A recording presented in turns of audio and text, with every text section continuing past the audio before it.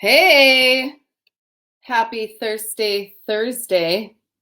Is that a thing? Anyhow, super excited. This is Kristin. I am the publisher of Sip Magazine, and we're changing up the format a little bit for the full pour. And so I'm going to be kind of moderating things and looking at your questions and kind of communicating that with our guest. And tonight, for episode 5 of the full pour, I'm super excited. We've got Melissa Burr, who is the VP of winemaking at Stoller Estate. So let's bring her in. Here we go. Oh, there you go. Hey, hello. Hey there. Oh my gosh. Hi. That's just such a great, is that your backyard? This is my backyard, yes. I love it. Just got up to put my boxer dog in the house because she's really wanting to bark. So starting off with really at home situation. Yeah. I hear you 100%. And to all of our viewers, I also have a dog that really enjoys barking at everybody that walks in front of our house. So I'm sure that that's going to happen. So bear with us here. But yeah, thanks for joining us. And I'm not sure if anybody can see it, but I did put a little background, which is the Stoller Family Estate property with the vineyards in the back, a place that I have visited numerous times and have had the opportunity to actually stay on the property. So super excited to share that with everyone, even though they can't physically go there right now. I mean, I'm pretty sure that you guys are available for pickups and things like that, right? We are, yeah. We're doing a drive-through pickup, so you can call us or order wines online, and then you drive up to the property to the tasting room, and we load up your trunk with wine. So it's working out really well. It gets people out of the house, gets them their wine that we all desperately, consistently need right now. And yes, I'm partially stocked, if you can see behind me. My little. Yeah. So I did want to just kind of, I mean, the one thing with Sip is that, you know, obviously we talk about beverages, but our biggest thing is really kind of, you know, telling the story of the winery and the people behind who makes the wine. And so kind of wanted to just give people a little bit of info, a little bio background of you. And I've got a little fun Q&A for this. So I've got some weird lighting now all of a sudden, thanks to something. Yeah, so do I. This wasn't my preferred spot, but that's okay. We're just going to keep going. So this is how it goes. Melissa Burr, you went to, you're an Oregon native, right? Yeah, pretty much. Ever since I was 3. So that pretty much counts, I think. Yeah. Totally. And you graduated from OSU with a winemaking and fermentation science degree, right? Yeah, I took classes there. I went to State primarily first before I went to OSU because I was really at the time in the late 90s wanting to get into naturopathic medicine. And so I took my pre-med studies at PSU and then decided that wine is very interesting. There was so much happening. I just discovered wine really and thought instead of going into graduate school for naturopathic medicine in the most saturated state of the United States for naturopathic doctors, and it's as troubling as getting a MD, with less pay usually. I decided to take a pause and then started studying winemaking. So I went to OSU then and took fermentation science and then went forward from there and dove into wine in 2001 as an intern for the first time at Cooper Mountain Vineyards. That's amazing. And you were an intern there for how long before you made that transition? I was an intern in 01 and 02 at Cooper Mountain, and then I came on with Stoller as the first winemaker for the Stoller brand in 2003. So really, that's amazing. Years. Yeah, it was a big leap. It's like, trial by fire kind of thing. Totally. I mean, I kind of was thinking about this and I was like, this is kind of what I did to Erin, our editor, almost 9 years ago when I'm like, okay, you're the editor, sink or swim. And, she figured it out and did a great job. So I love these stories. You just need to give someone a chance and let them thrive and make their way and make their mark on what they're doing too. So I think that's really very cool. Yeah. Cool. Okay. So I have a couple questions. I do have some things written down. So bear with me while I kind of look over here and stuff. I'm going to check out my here. There we go. these are questions I'm most interested in. I do think that our listeners or watchers or whoever you guys are, our audience will be interested. But what was the one experience or one wine that set you on the path to winemaking? Like what, I mean, there's usually one thing that you're like, okay, this wine like blew my socks off, or this varietal, or a typical, or an experience you had with another winemaker. Yeah, you know, for me, to be honest, what it was I was always mostly a beer drinker when I was younger and drinking, you know, beverages as I have for a long, long time.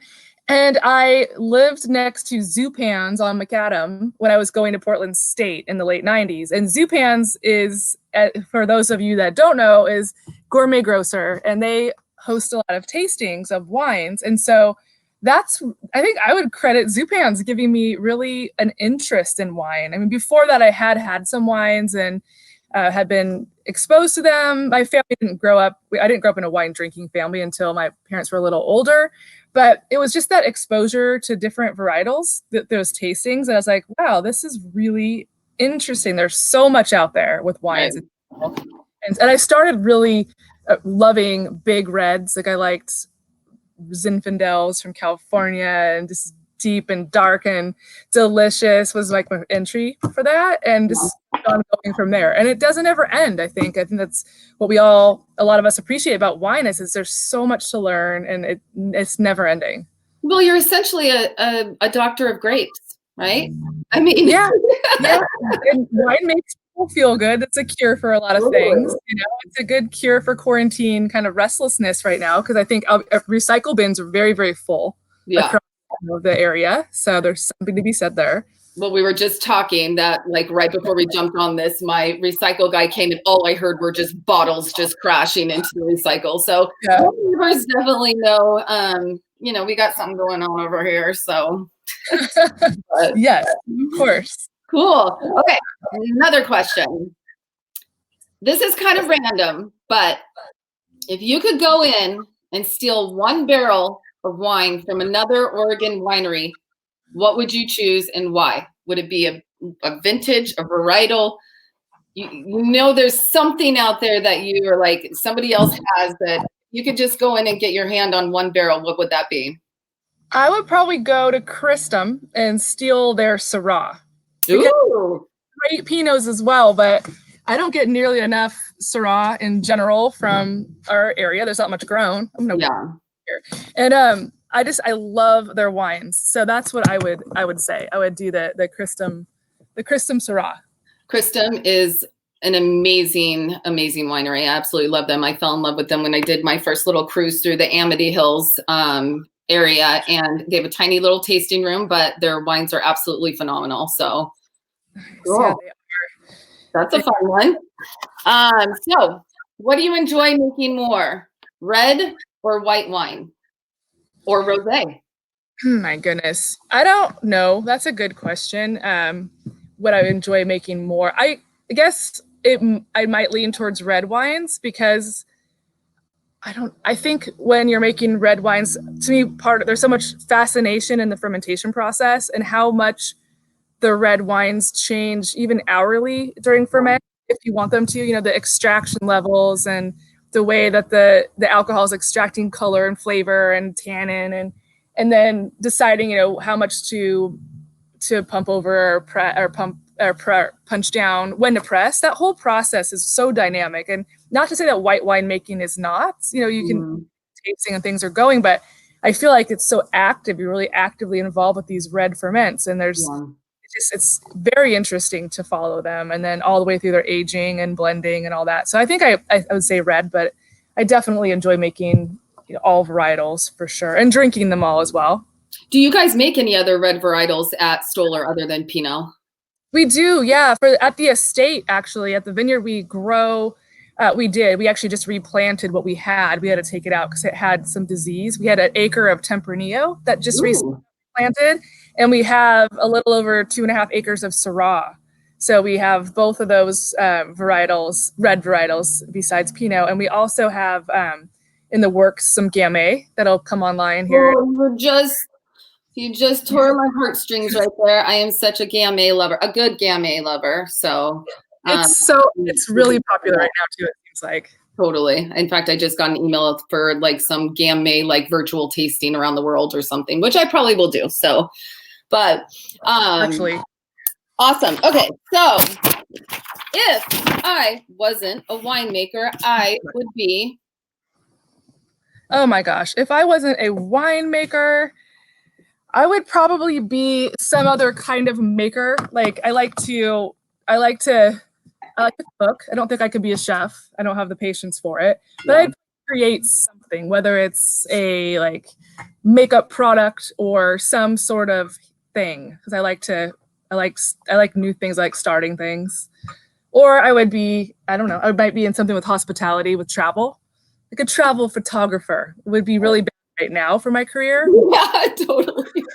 I would love something like that, like to get into art and photography and hit the jackpot with a job like that, you know? Yeah, that's awesome. Okay, very cool. Okay, those were my questions. So let's get on to some wine tasting. And we know that these wine tastings can be, virtual wine tastings can be kind of boring and daunting. So we're going to try to keep this as fun and fresh as possible. Not sure if any of you guys, let us know what you're drinking right now. We want to see what you're drinking. Hopefully some of you guys are drinking some of the Stoller stuff. I currently have the Chardonnay open right now. Want to tell us a little bit about that? Yeah, I'll drink some with you too. It's right behind me here. Kind of move around my set location a little bit to get honed in, but now the lighting's better over here. Yeah, so this is our Chardonnay. It's Dundee Hills Chardonnay from Stoller.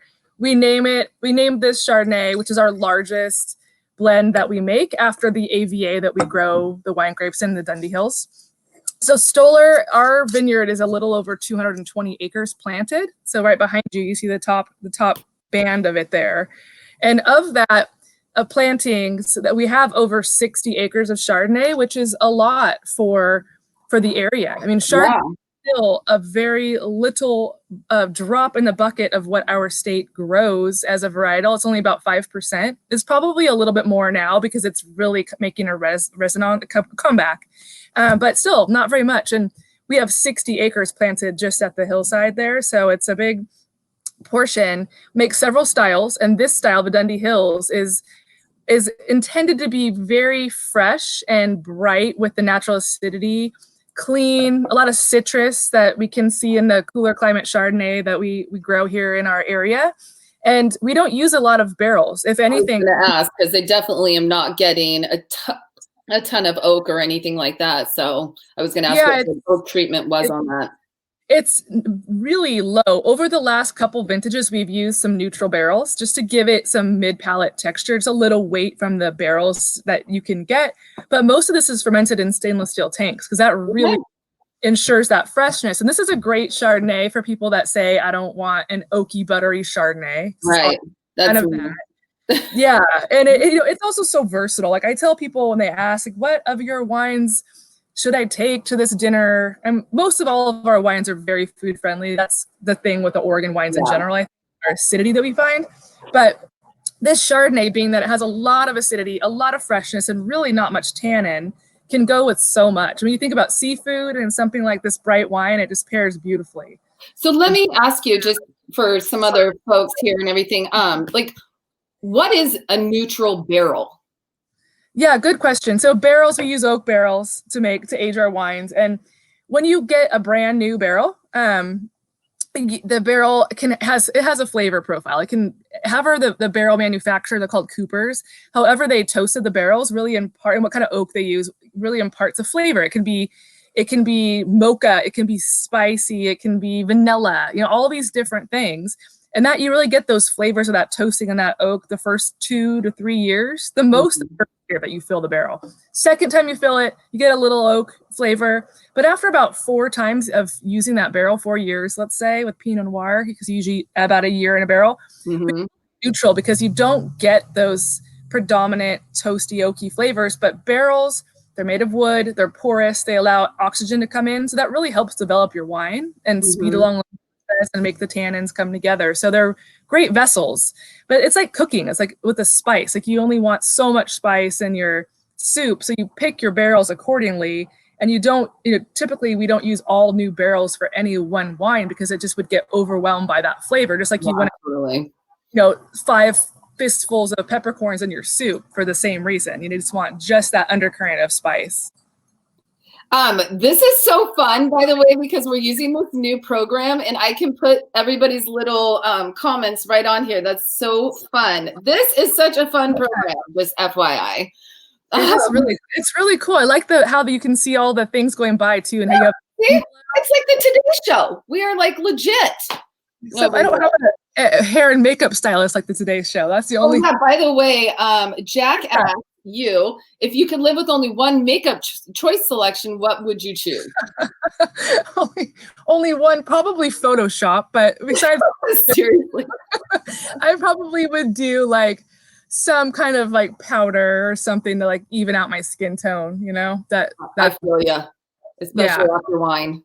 Yeah, exactly. To hide my cheeks and my flush of my cheeks and stuff like that. That's exactly right. That's a funny question. That's random.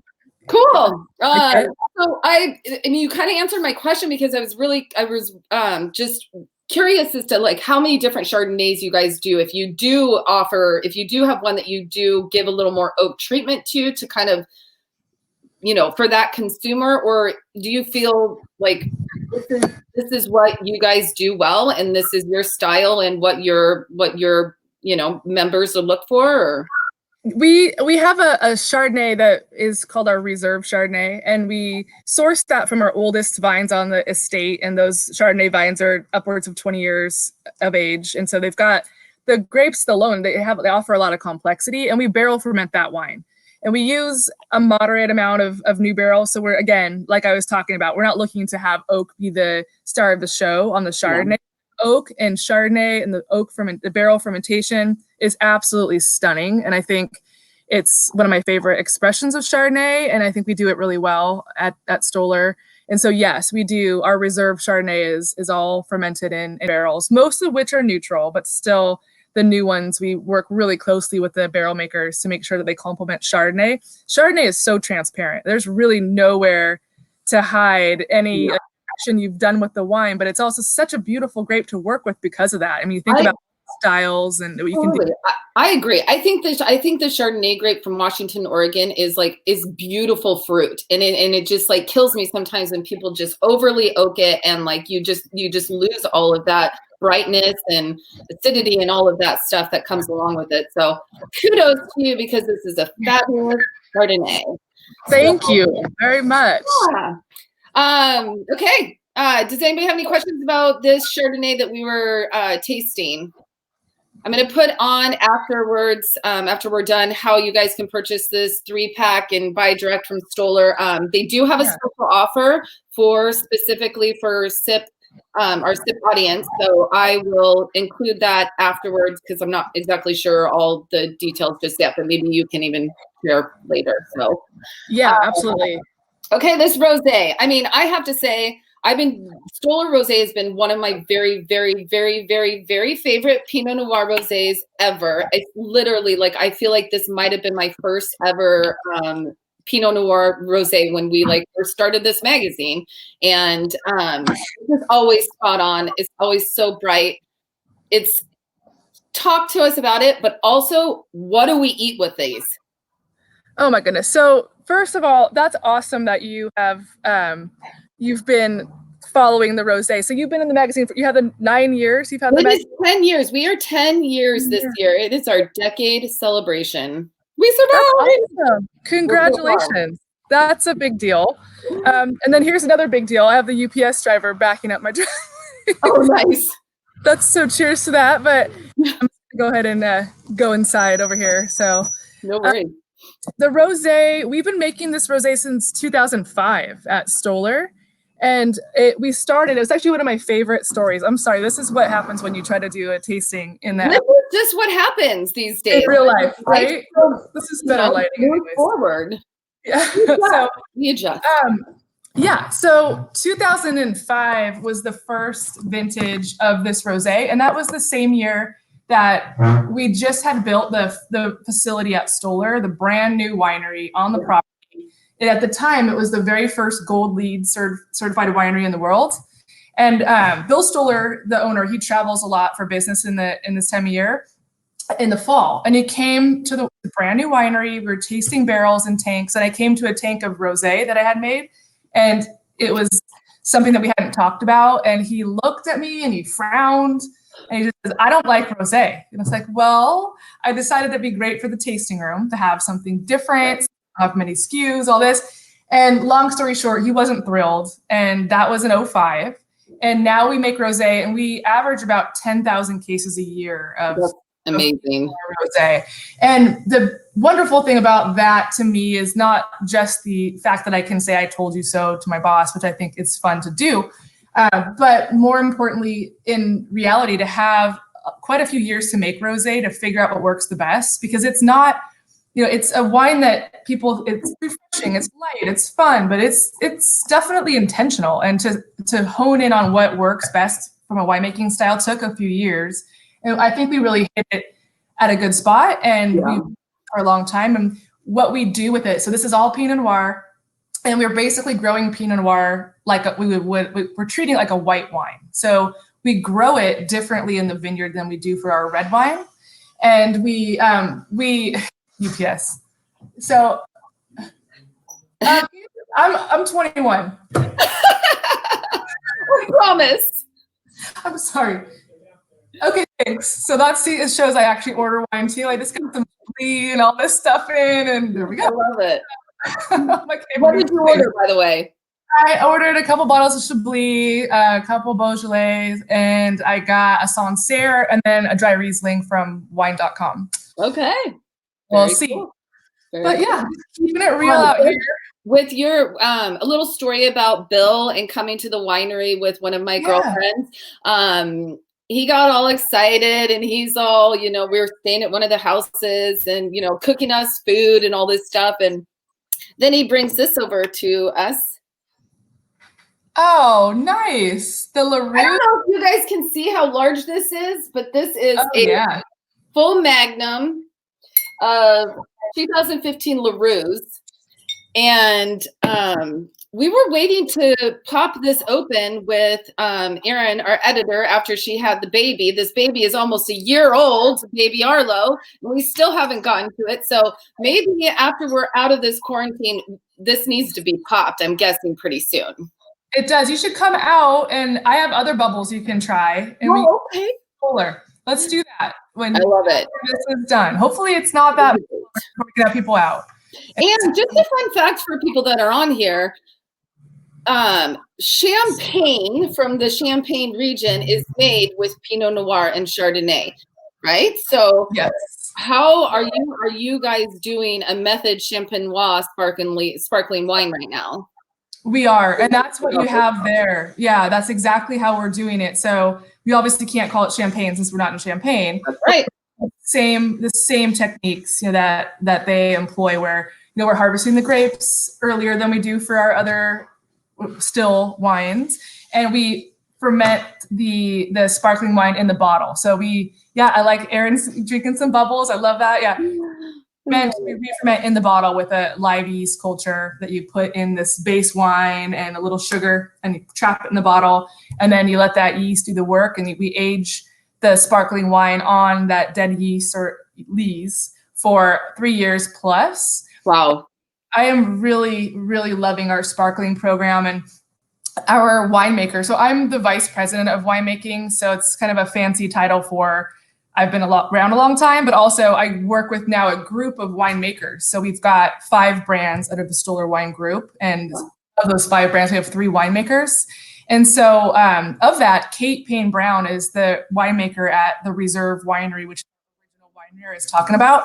And she heads up the sparkling program. And I think it's fabulous. She's a champagne lover, goes to Champagne a lot. And so I think she's done a fabulous job with our sparkling program, and it's growing. We're going to make more of it in the future. We've got designs on that. We have a Blanc de Blanc as well, that's in a small quantity that is tasting delicious. So yeah, it's really fun to be able to go there. And Oregon's great for making sparkling wines. The Willamette Valley here, with our varietals and our climate, we're positioned to do fabulous with sparkling wine. And the one thing that's pretty difficult is a lot of people that are wanting to do sparkling wine don't necessarily have the facilities to do it. And so there's some really cool like Rolling Souls and like, you know, is that his last name? Am I messing this up? Anyway, there's a couple different winemakers that will come out and actually produce and do the wine for them so that they can have a product without having to disgorge it and do all that stuff themselves. So, which is really cool. We've seen,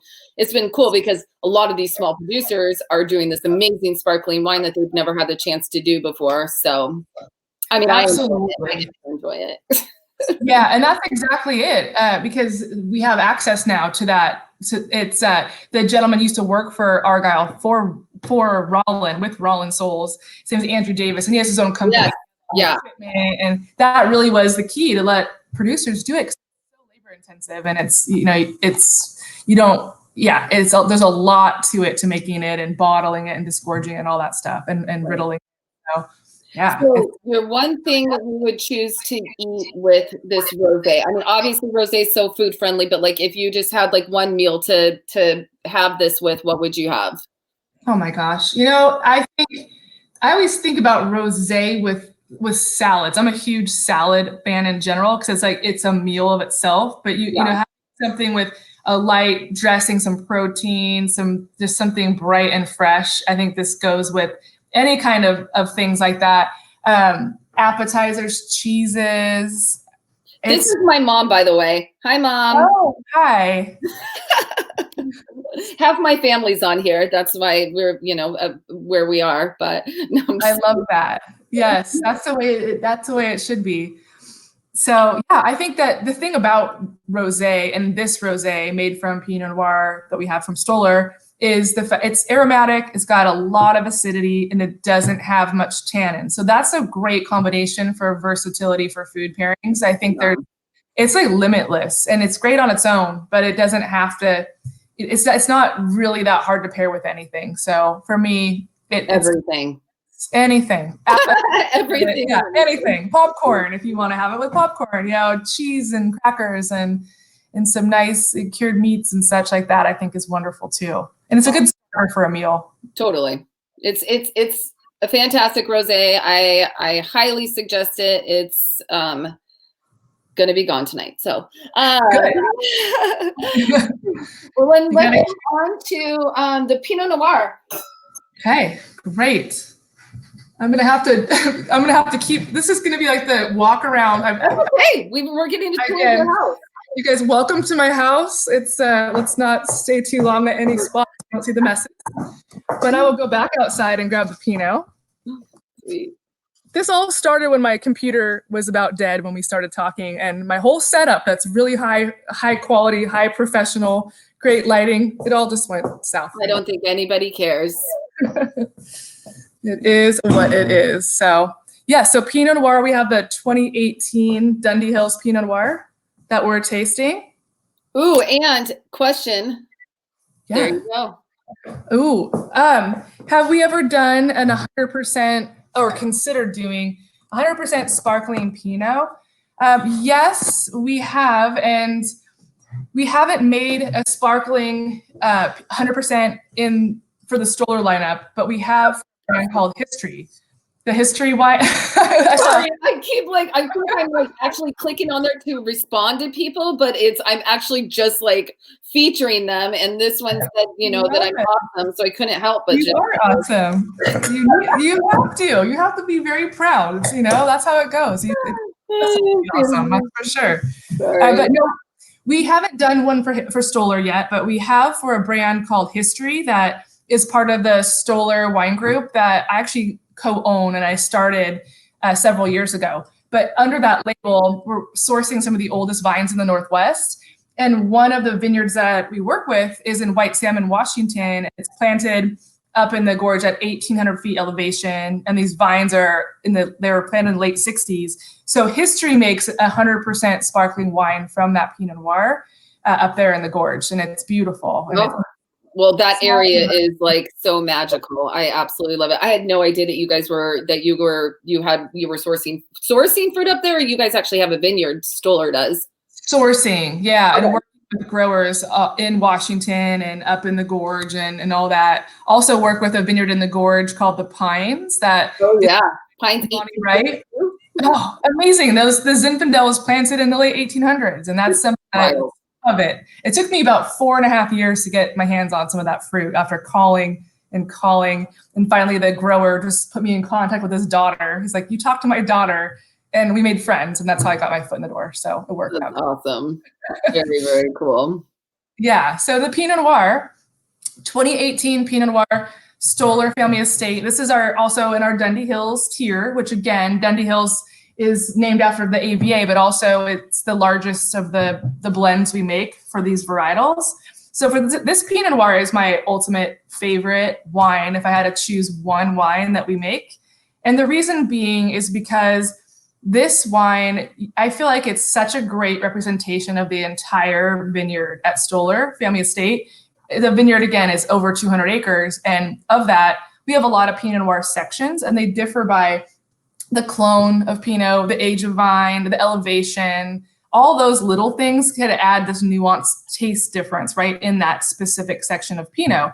And in this bottling for the Dundee Hills, being our largest, you really get almost the entire makeup of the vineyard. So you have this like beautiful mosaic in this bottling. And we make this with the intention of being very transparent. And I know that that's kind of a cliche thing to say with winemaking, but what, in a sense, like, what does that mean? You know, for us, we're really trying to show off the fruit. We don't use a lot of new oak barrels. Once again, it's more of an undercurrent just to accentuate the fruit. And we work to just have a balance. We're looking for this nice silky tannin, for a lot of fruit, for great acidity is so important in high quality wines. It's very important for us. Well, let me ask you, going back to what you said about it taking from this one vineyard, but different basically blocks of it to create this one wine. So are you doing blending trials based on the different like blocks of that specific vineyard? We do. And over the years, you know, we started out, when I started making wine in 2003 from this estate, I started with the philosophy of keeping each section or block separate. So you pick it up, you ferment it on its own, so you can really get to know what that clone, what that block is like. And over the years, continue that practice and really got to understand the vineyard. There's so much consistency because it's all volcanic soil. It's all one, you know, AVA. But within that hill, there's so many flavors. And so over the years, we started isolating different sections to grow for the Dundee Hills. And it's hard because all of the sections are, I think, wonderful, truly, or they could all be reserved wines, but some sections yield more fruit, some ripen a little earlier, and it's this whole like puzzle you put together. Yeah, I love that. That's so fun. Oh, yeah, and so we have flat sections. We do a lot of blending still to see what's going to go where. We've actually been there one time when you guys were doing blendings, and it's a serious business. And you guys in your little lab, and I mean, I would love to. Do you guys offer that? A couple other wineries do, like, you know, blending experiences. Are you guys offering that at Stoller? We aren't at the current time being, but it's something that we have kind of in the past with our wine club. We used to do something like that. And, you know, we could do something in the future too, you know, some kind of real focused blending, but it's probably my favorite, or at least one of my very favorite parts about winemaking, because it's so incredible what a big difference a little change in your blend makes. Even from the same year of harvest, the same hillside, all these things, like you put a little less of one block in and a little more of the other, and you have a completely different wine. So you could really rabbit hole with blending. It could be. We did the year before last for our like little holiday Christmas party, which is basically Erin, our editor, and my mom and my sister, who also work for the magazine. We are family owned and female run, just FYI. But we did a really good blending, and the winemaker came out to actually judge like whose blend he thought was like the best. And of course, the one who knew the least about wine, Mama Sip, came in first place with her blend, and we hear about it all the time now. So, but it's a really cool experience. So if anybody else like has the opportunity, I know like North Star does it, Chateau Ste. Michelle, a couple other people. It's a really fun experience. So yeah, that's a good idea. When we get further down this, you know, line of having things open back up, it's something we can definitely consider. You know, we've got a lot of things on the horizon for for the brands too. We have a new tasting room, a new beautiful center opening up at some point this summer. So we'll have more space. In addition to the brand new place? I mean, how yeah. is that new tasting room? By the way, I just have to say, you also have to go to this tasting room because architecturally it's like absolutely stunning. They have a this wood like paneling ceiling that emulates the vineyard behind the tasting room. It's ridiculous. So it's so beautiful. There's a new addition on top of that. The new addition's going to be where the grain silo is. So you drive up the driveway and there's this historic, iconic grain silo that Bill Stoller preserved, as part of the heritage of that property. And it's right next to that. And so it's going to be a larger space than our tasting room we have now, and looking up at the vineyard and just having room for groups and for some really neat things. So we're really excited about that, and we'll have more to come on that soon. But the idea is to be open in the summer. And as we go forward, we'll have literally have more room and opportunity to do things like blending seminars and just get very creative and bring people in and share what's so interesting about wine. Because that's just it. Like, it's such a great experience to be able to understand like what this is all about, and I like that suggestion. I remember a couple, it must have been like 6 years ago, but I was there. I don't remember if it was the beginning of harvest or the end of harvest, but they had this huge feast in this like pig roast. Is that after harvest with like all the workers and everything? It was like the best food ever. I mean, and it was so cool to just see like everybody from like, the vineyard workers to the tasting room people, and, bringing in this like potluck. It's very much a family oriented, like you feel like family when you work at Stoller, and you feel like family when you walk into the tasting room at Stoller. That's why, I mean, I just have never had a bad experience there, except when it's been so busy on a sunny day. That's how we're doing the new tasting room. But yeah, I'm really, really proud of what has been built there that way with hospitality. We have such a great team of people, and people that are so dedicated and doing that. And it's nice to be able to work really hard on wines and grow them all specifically in really, high-end wines, and not have this stuffy atmosphere to share this, just to really be welcoming. So I feel like it's a very special thing about the brand for sure. We take a lot of pride in that, and it's important for us. Oh, I see a girls trip. That's my mom. That's my mom again. Let's see, do we have any other questions here right now? Let's see. I got to get real close to the screen. Be careful. Okay. Well, let's, I did want to talk about, because Stoller has always been really philanthropic. Like you guys have always had programs that you're helping your community, and that, during these times, you guys are, definitely stepping up, and you've got this, tell us a little bit about this partnership with the Botanist House and Meals on Wheels that you guys are doing right now. Yeah, it's great. We're partnering with those two entities, and we have a selection of our wines that all the sales of those SKUs go towards Meals on Wheels. And since the program got going in early April, it's over 16,000 meals that have been provided. That's awesome.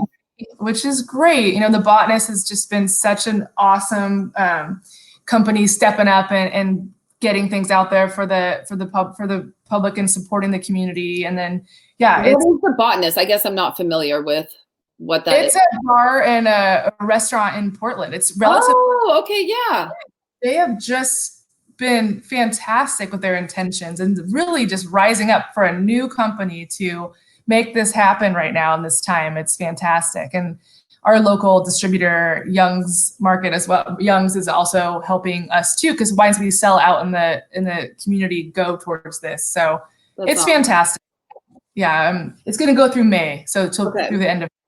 Okay, and if you guys purchase wine, again, this is a percentage, or I think I've got it somewhere. 30% of the proceeds are going to, or will be donated. So it's pretty awesome that you guys are doing that, so. Thank you. And there's specific wines. They're on our website, but we've got, like, for instance, a couple of the Chehalem wines, our 16 Willamette Valley Pinot Noir. So these select SKUs go towards that. And yeah, you can definitely order stuff online from us at stollerfamilyestate.com. we can pack up a case or a few bottles, whatever you want for the drive-through. And then also we're going to offer a promotion, a collaborative promotion with you. If anybody wants to buy these 3 wines or any 3 bottles of wine, we'll ship it for $10 flat fee in the United States. So that will be Sip with Stoller will be the promo for that.